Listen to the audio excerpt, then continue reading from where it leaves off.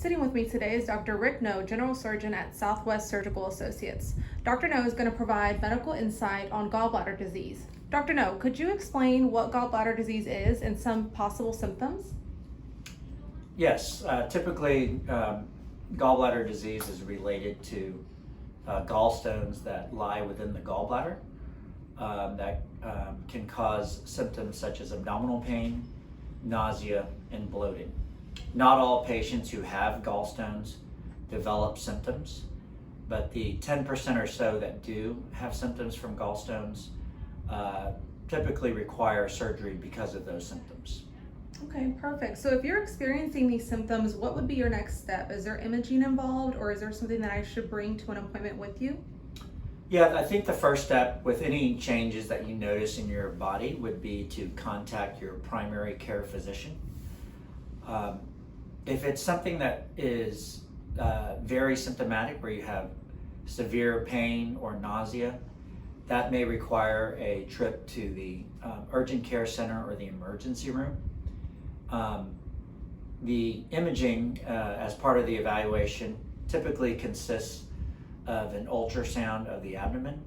Occasionally, a CAT scan of the abdomen and pelvis may also be ordered, along with blood work that would check your white blood cell count and also your liver function tests, and if there's any degree of pancreatic inflammation. Okay, and is it always required to have surgery, or could I monitor it with diet and exercise? Each individual case is different.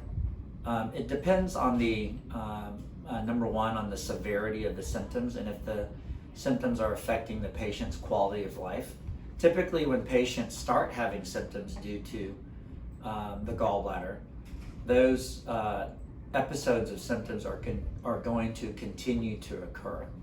So for most patients, I do recommend surgery to, number one, prevent future episodes that could be even worse than the current ones.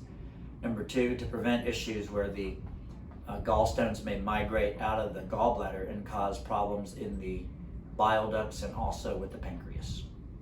Good. Okay, well, I'm glad to know that. Is the surgery safe? How long does it last, and how long are patients typically out? The surgery is very, very safe. It's the most common surgery performed in the specialty of general surgery. Usually it's performed on an outpatient basis, so patients are able to go home the same day of their surgery. It's performed using minimally invasive approaches, namely laparoscopy, and also occasionally with robotic surgery.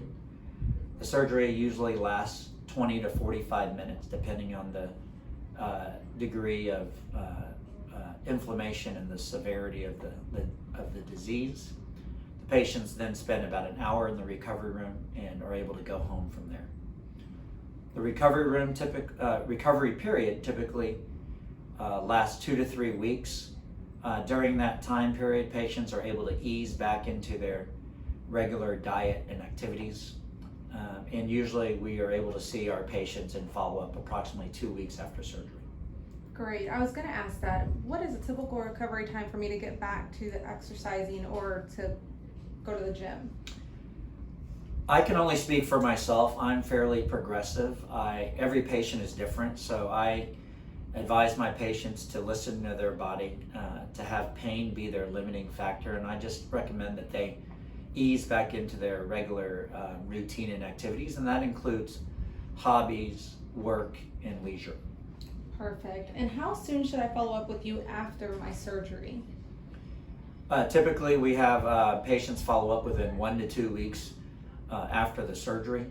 At the follow-up exam, we're checking to see if the patients are able to eat okay, if they're able to go to the restroom okay, and also to make sure that they're not having any issues such as an early postoperative infection. Perfect. Thank you so much for all the information. If you'd like to schedule an appointment with Dr. No, please feel free to give us a call at 713-772-1200.